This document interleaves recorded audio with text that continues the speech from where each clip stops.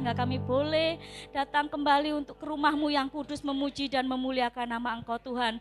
Tibalah saatnya Tuhan, kami akan membuka ibadah pada pagi hari ini hanya di dalam nama Tuhan Yesus. Haleluya, amin. Silakan duduk saudara.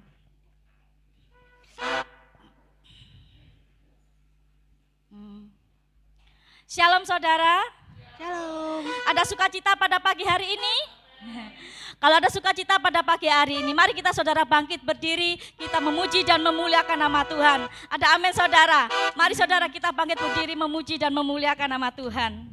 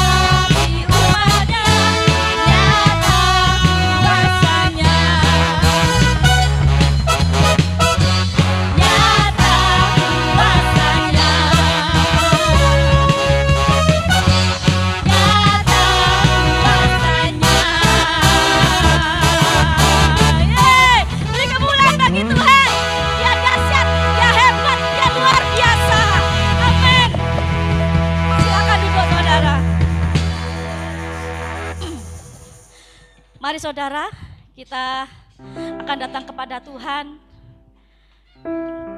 Mari kita angkat pujian. Firman-Mu berkata, Kau besertaku.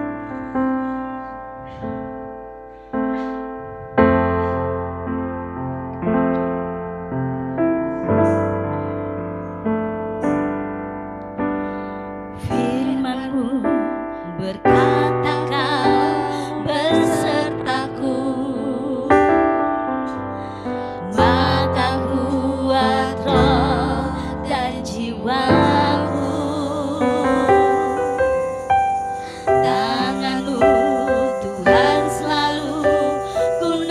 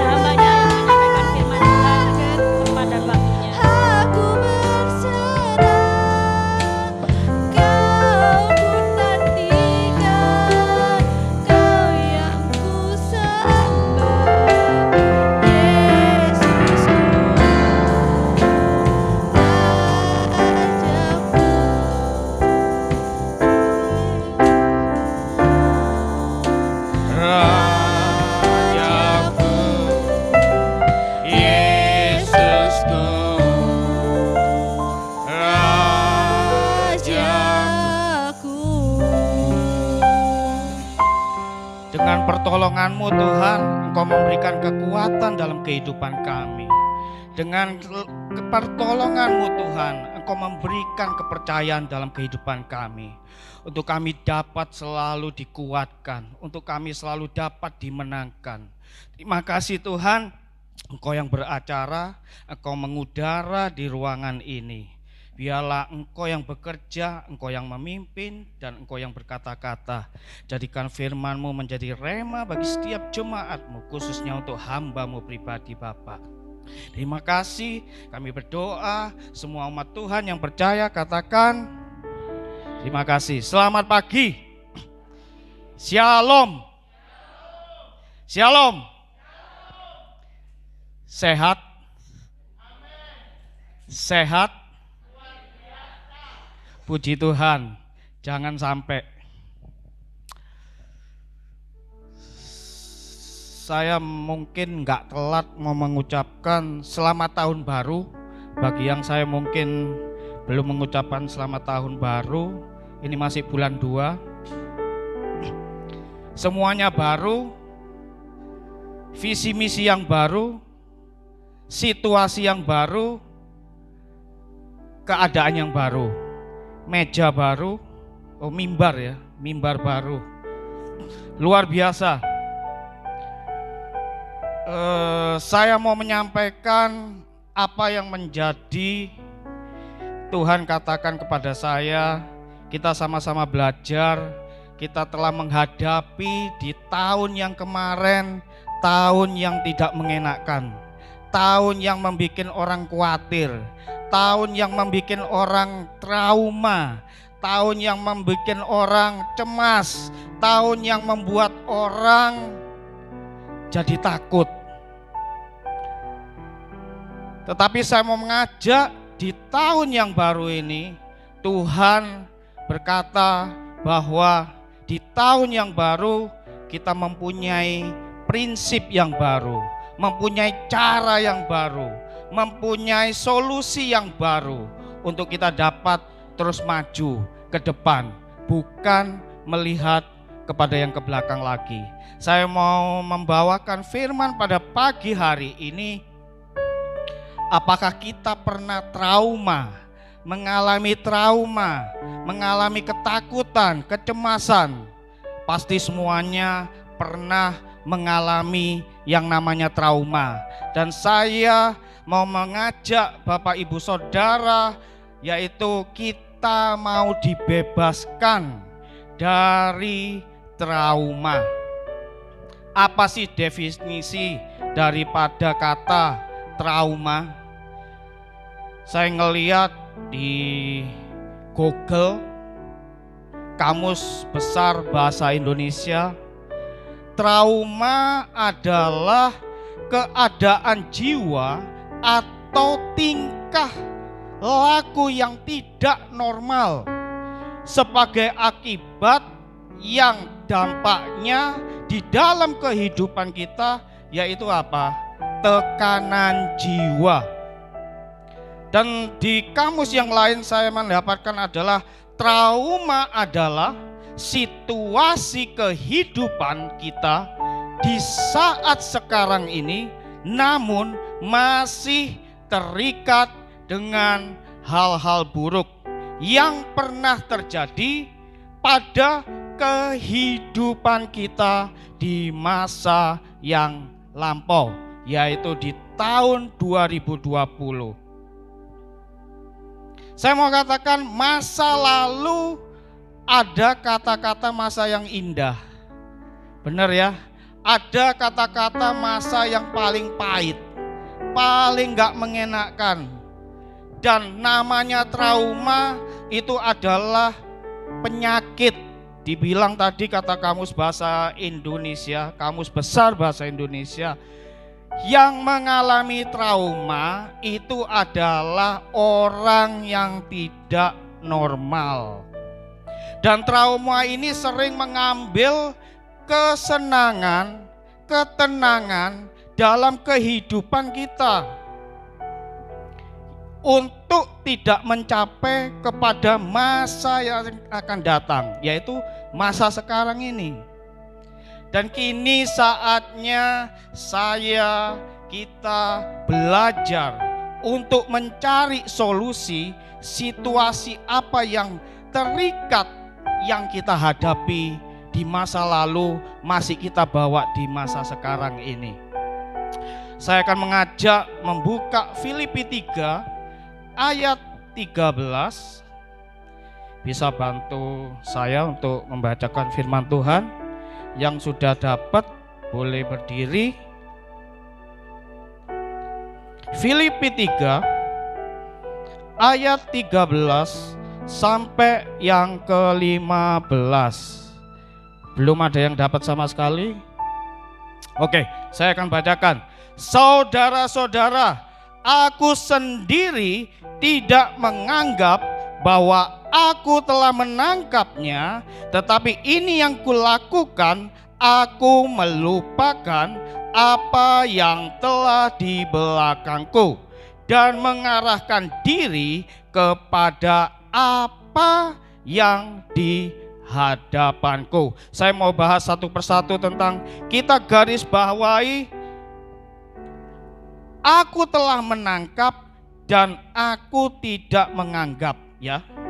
Tidak menganggap dan telah menangkapnya, ya.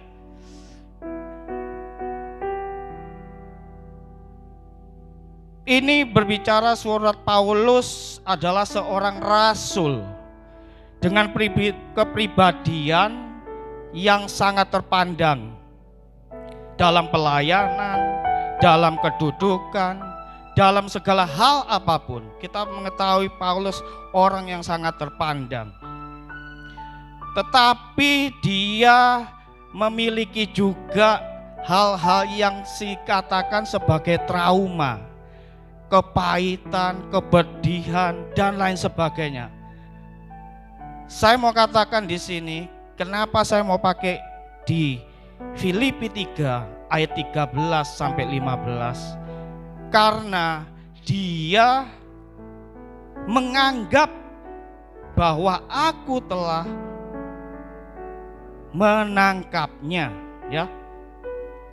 Tetapi ini yang kulakukan, aku melupakan yang telah ada di belakangku. Melupakan dan telah yang ada di belakangku. Melupakan berarti dia tidak fokus pada apa yang terjadi saat-saat ini. Kita mengetahui di tahun 2020 hal yang sangat menggoncang seluruh dunia, digoncang mulai dari perusahaan, dari kehidupan keluarga, pekerjaan, dan lain sebagainya. Hingga apa? Menjadi trauma, menjadi takut, menjadi khawatir. Dan ini yang terjadi di dalam kehidupan kita sebagai anak-anak Tuhan. Tetapi Paulus melupakan apa yang telah ada di belakangku. Dia tidak mengingat lagi tahun-tahun yang lalu. Dia tidak mengingat lagi apa yang terjadi di dalam kehidupannya. Tetapi apa? Dia melangkah. Di ayat 14 mengatakan bahwa dan berlari-lari kepada tujuan untuk memperoleh hadiah, yaitu apa? Panggilan sorgawi dari Allah dalam Kristus Yesus. Ini kuncinya. Kenapa dia berani melupakan, meninggalkan masa yang lalu, yaitu trauma yang terjadi pada saat itu dan sampai saat ini, karena dia tahu janji Tuhan, yaitu panggilan sorgawi dari Allah dalam Kristus Yesus. Makanya dia melangkahkan kakinya. Dia tahu dia tidak mau berhenti pada masalah tersebut, tetapi apa? Dia mengejar, berlari-lari untuk tujuan memperoleh hadiah, yaitu apa? Keselamatan yang kekal. Dan ini saya katakan tidak sampai hanya di ayat 14, di ayat yang ke-15 mengatakan, karena itu marilah kita itu siapa? Kita semua, Bapak, Ibu, dan Saudara. Saya yakin dan percaya bahwa luar biasa Bapak Ibu pagi ini datang di awal pembukaan gereja kembali. Gak sia-sia untuk datang mendengarkan firman Tuhan. Yang di rumah pun mendengarkan, simak dengan jelas. Apa yang kita terima, apa yang kita rasakan saat ini, saatnya untuk melepaskan, bebas dari trauma. Yang ke-15 adalah marilah kita yang sempurna berpikir demikian. Karena itu marilah kita yang sempurna. Yang sempurna itu apa? Yang sempurna itu orang yang sudah mengenal firman Tuhan, mengetahui firman Tuhan, rajin berdoa, ya, melakukan kehendak Tuhan, menjalani apa yang Tuhan mau lakukan. Itu yang dikatakan adalah orang-orang yang sempurna. Jadi kalau orang-orang yang sempurna, dan jikalau lain pikiranmu tentang salah satu hal itu, akan dinyatakan Allah kepada kita. Jadi kalau kita merasa diri kita adalah orang yang sempurna, yang telah sempurna, telah mengaku sebagai anak-anak Tuhan, bahwa Tuhan telah memberikan kuasa kepada orang-orang yang sempurna. Jadi kata lain begini, kesimpulannya adalah ketika kita menjadi orang-orang yang sempurna dan Tuhan telah memberikan kuasa, maka saya katakan bahwa kita tidak perlu lagi tinggal di dalam trauma. Karena apa? Kalau kita masih tinggal di dalam trauma, maka dikatakan bahwa orang yang tidak katakan kepada kanan kiri, saya normal. Yang di rumah juga katakan, saya masih normal.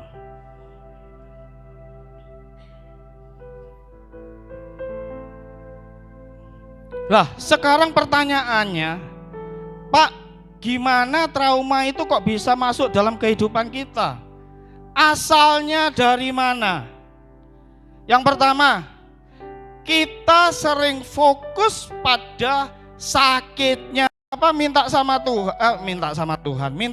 gembala, doa no. Anak saya lagi sakit, suami saya lagi tidak pulang. Padahal kita sudah diberikan kuasa, diberikan otoritas, tetapi kita tidak menyadari bahwa kita ini adalah orang-orang atau anak Tuhan yang luar biasa. Dan pikirkan apa yang mau Tuhan ajarkan kepada kita dalam kehidupan kita semua. Jadi apapun yang terjadi, apapun yang kita hadapi, itu jangan jadikan menjadi suatu permasalahan, tetapi itu adalah menjadikan suatu pelajaran untuk kita lebih lagi mendekat kepada Tuhan. Saya katakan, orang lebih suka fokus kepada apa yang telah dihadapi, tanda kutip negatifnya, daripada positifnya. Dari mana trauma itu berasal? Yang kedua, tidak bisa move on. Ngerti artinya move on? Bapak, Ibu, Saudara, gak bisa lepas, gak bisa keluar. Ini yang sering dilakukan, yang sering dipegang, gak mau dilepas-lepas, yaitu orang apa ya, Ibu Lia ya? Orang bercinta. Nek wis namane cinta, mbok laki mbok wedoke dua bleke saeran-eran. Nek namane cinta ya dilakuin. Ketika kita melakukan sesuatu yang tidak kita senangi tetapi kita merasa eman untuk melepas, yang terjadi apa? Sakit hati, tidak tenang, kalut dan lain sebagainya. Saya pernah saya waktu itu berbincang-bincang dengan salah satu seorang tentang hubungan. Hubungan ini yaitu tadi, yang satu mau baik, yang satu tetap tinggal di dalam keburukan. Berjalan selama 6 tahun. Saya bilang, waktu 6 tahun itu bukan waktu yang pendek. Kalau dilihat dari umur hubungan kalian, itu adalah hubungan sama dengan di dalam pernikahan. Seharusnya kalian berdua harus menikah.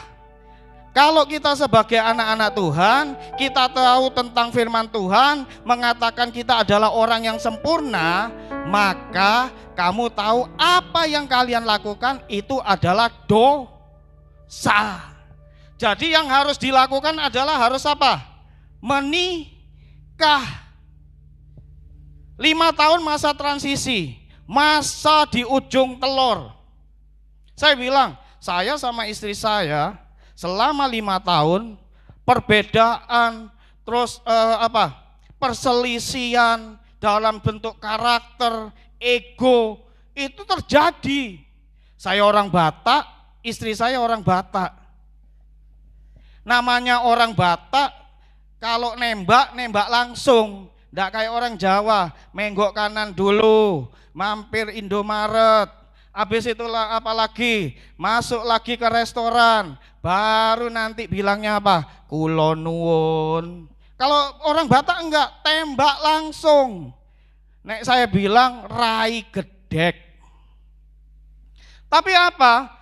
Yang saya katakan setelah melewati masa transisi 5 tahun ini, jalan tahun yang ke-6, kita mulai mempelajari karakter satu sama yang lain.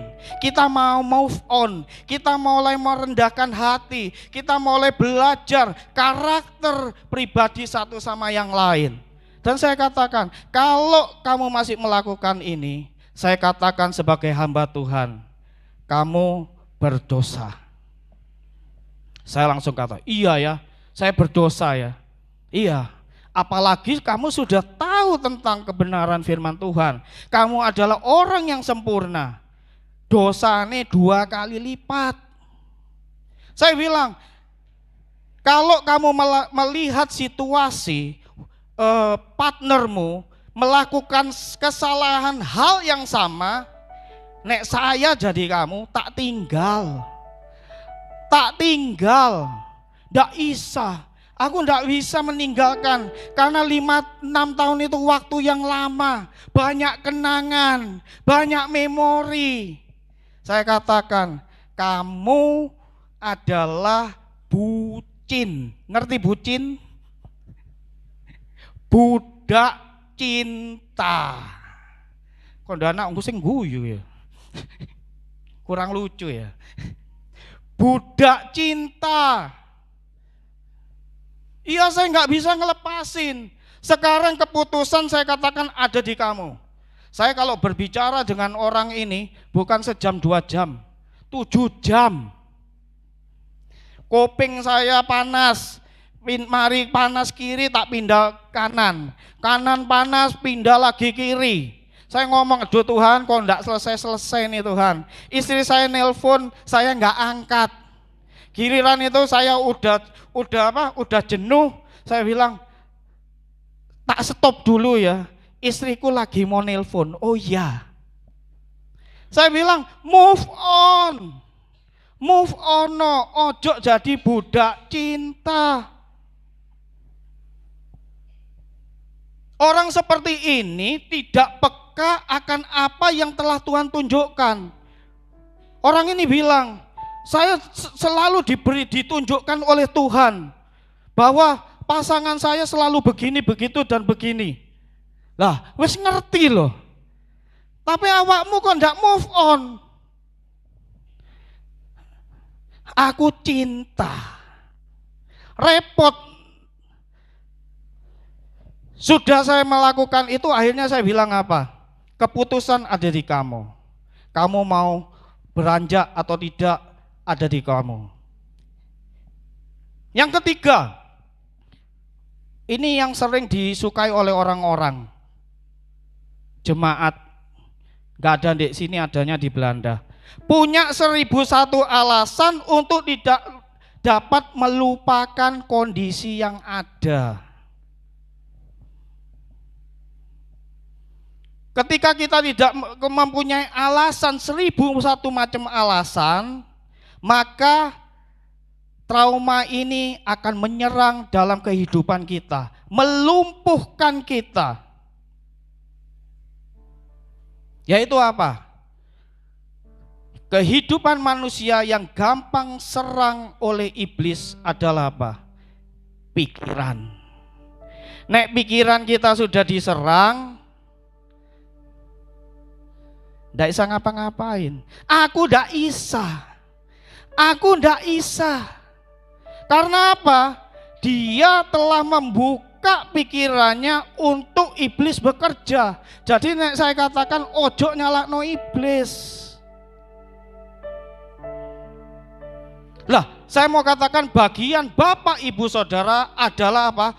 Untuk melupakan. Saya tidak mengatakan bahwa saya menjas atau menuduh Bapak Ibu harus melupakan atau meninggalkan. Tetapi apa? Keputusan ada di tangan Bapak Ibu Saudara kalau ingin mengalami kemenangan. Yang keempat, tidak mampu melihat pelajaran dari kejadian yang ada. Prinsipnya Yusuf gini, manusia bisa mereka-rekakan segala sesuatu yang jahat bagi kehidupannya, tetapi Tuhan mereka-rekakan untuk mendatangkan kebaikan bagi orang-orang yang bersungguh hati kepada Dia.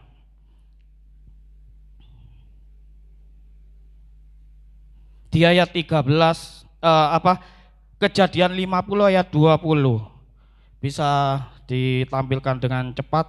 Kejadian 50 ayat yang ke-20.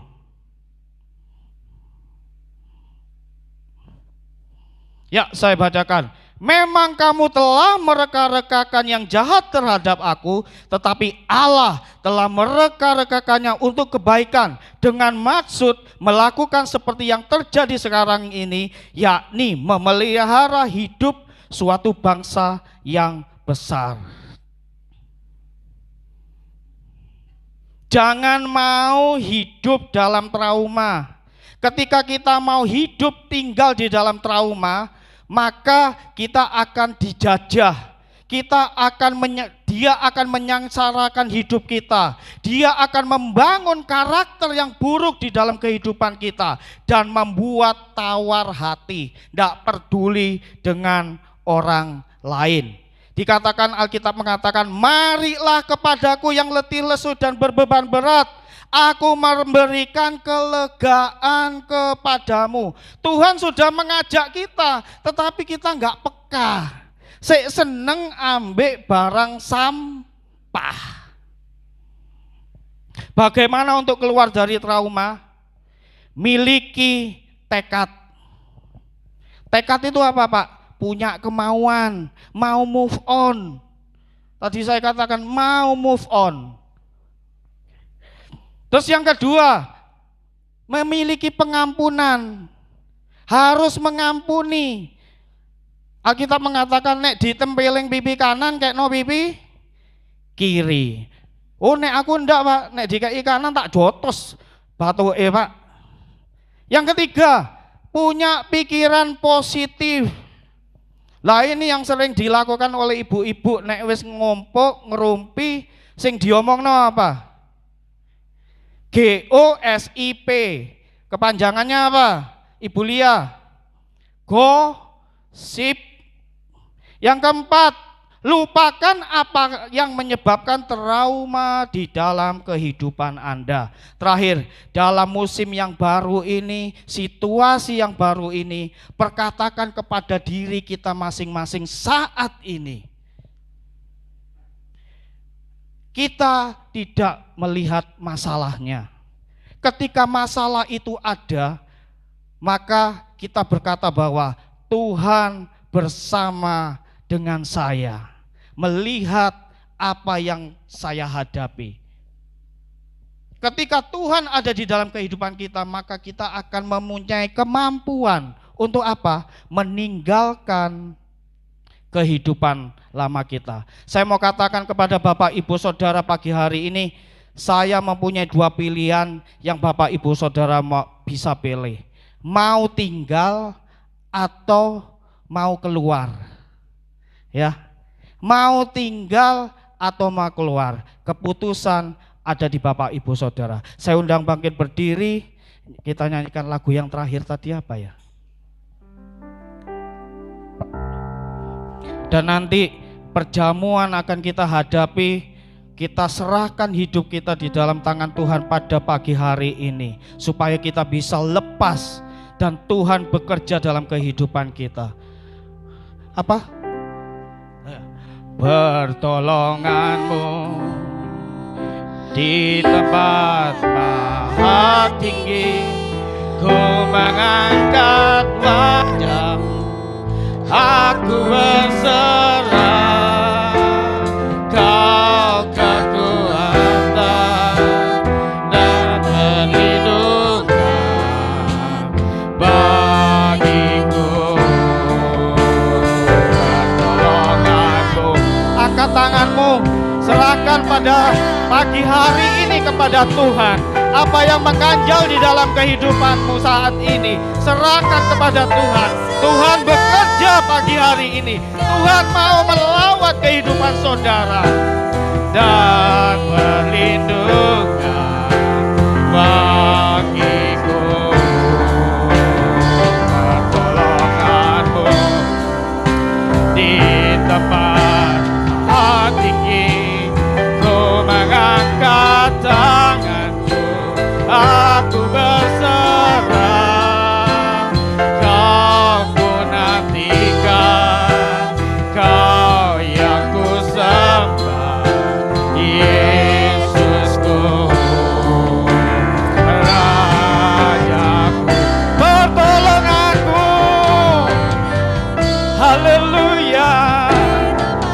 Maha tinggi, ku mengangkat tanganku, aku berserah. Semua tutup mata. Saya mau berdoa Bapak Ibu Saudara pagi hari ini yang mengangkat tangan. Tuhan, Engkau bekerja bagi jemaatmu yang mengangkat tangan pada hasil bagian pertolongan.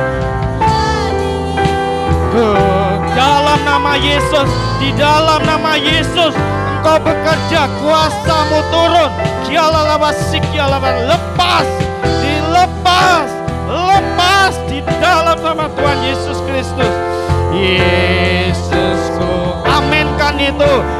Raja, di dalam nama Yesus Engkau dapat kemenangan. Di tempat maha tinggi, amin. Di dalam nama Yesus, mimbar akan serahkan kepada pembawa acara. Tuhan memberkati.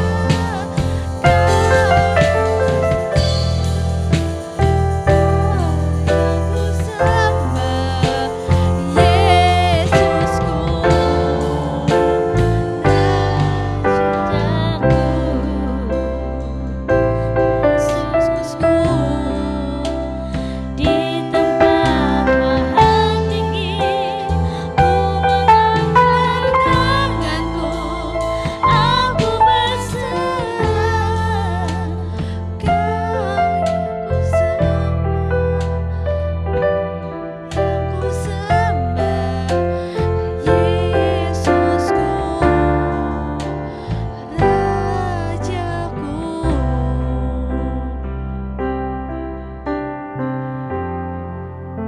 Mari Bapak Ibu yang dikasihi Tuhan, jemaat yang mengasihi dan dikasihi Tuhan, agar trauma tidak menguasai hidup kita.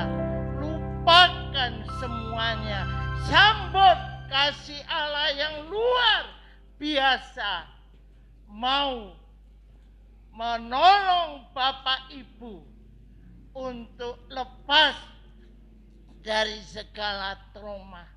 Kita bersyukur hari ini di awal ibadah kita bersama-sama makan sehidangan dengan Tuhan.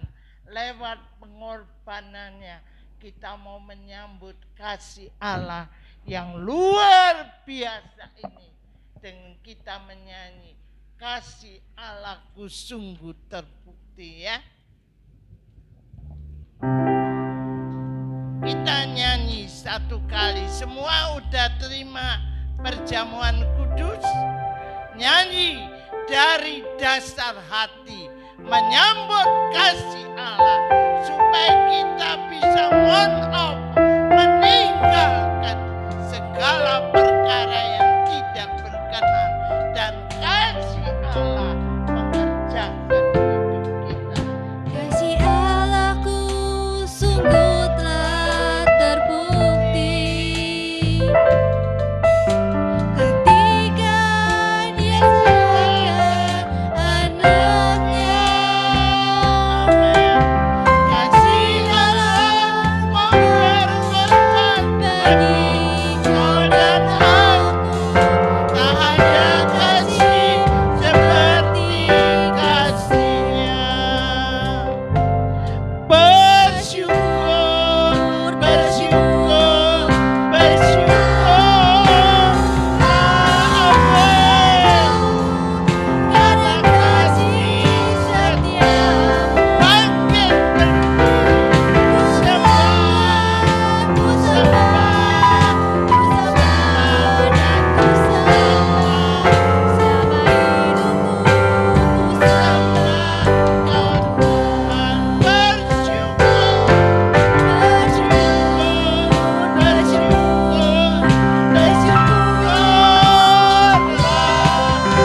bersyukur, bersyukurlah, karena kasih setiamu. Ku sembah, ku sembah, ku sembah dan ku sembah selama hidupku, ku sembah Kau Tuhan. Selama hidupku, ku sembah Kau Selama hidupku, ku sembah Kau Tuhan. angkat roti lebih tinggi dari kepala. Sambut kasih Allah. Amin. Sambut panggilan surgawi yang melepaskan engkau dari ikatan dosa, dari segala masalah yang menyenggam kehidupanmu. Hanya Yesus yang sanggup menolong engkau. Ada amin? Angkat dengan iman. Bapak Ibu yakin tubuh Kristus yang dipecah-pecahkan bagi jemaatnya. Kalau kita mengakui dosa kelemahan kita, kita mau tinggalkan di dalam nama Yesus. Di situ ada kemenangan. Amin. Ada kemuliaan Allah dinyatakan. Yang lemah dikuatkan. Yang sakit disembuhkan. Yang kekurangan dicukupkan. Bahkan masalah kita dilepaskan. Paulus berkata, Yesus mengambil roti, memecahkan, memberikan kepada murid-muridnya dan berkata, makan, inilah tubuhku yang dipecah-pecahkan bagi jemaat. Setiap kali engkau makan, minum, ingat sengsara Yesus. Ingat Dia yang menanggung segala kelelahan hidupmu. Dan Dia yang sanggup melepaskan supaya engkau tidak lagi mengingat trauma masalah lalumu. Tetapi ada kemenangan bersama Yesus. Bapak Ibu yakin dipersekutukan dengan tubuh Kristus? Tubuh yang tidak berdosa. Biarlah manunggal dalam hidupmu dan hidupku. Supaya engkau berkemenangan. Katakan terima kasih Tuhan. Untuk pengorbanan. Untuk pendamaian yang kau berikan kepadaku. Mari kita makan bersama-sama dengan mengatakan dalam nama Yesus. Sementara makan, persiapkan anggur. Jangan minum dulu. Kita tinggikan cawan. Kita meninggikan Yesus.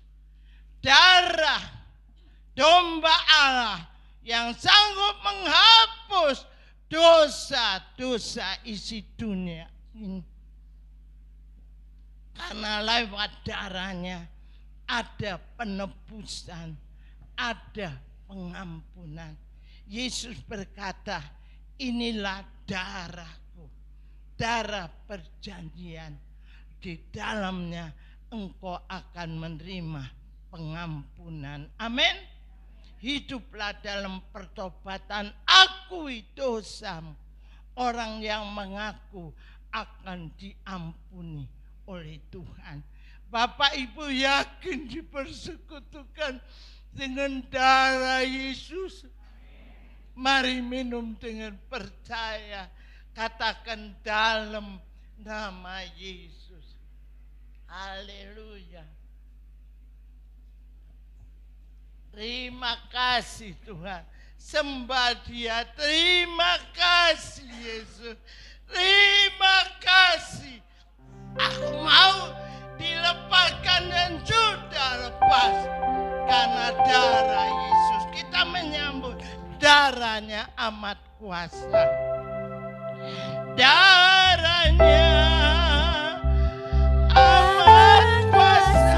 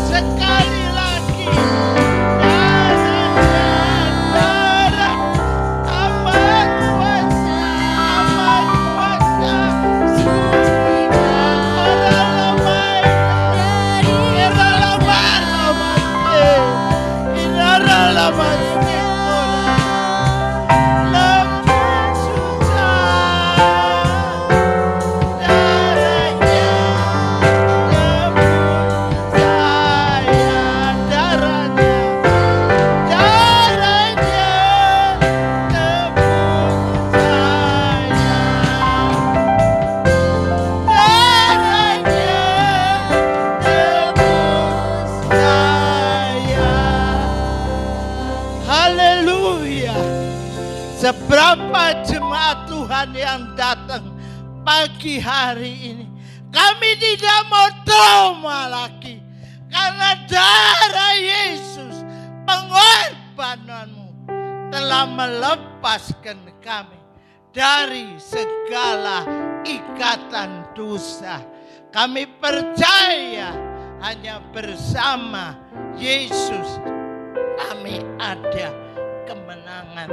Ajari kami menyambut panggilan surgawi yang mau memberikan kemenangan, kelepasan, damai sejahtera di dalam hidup kami.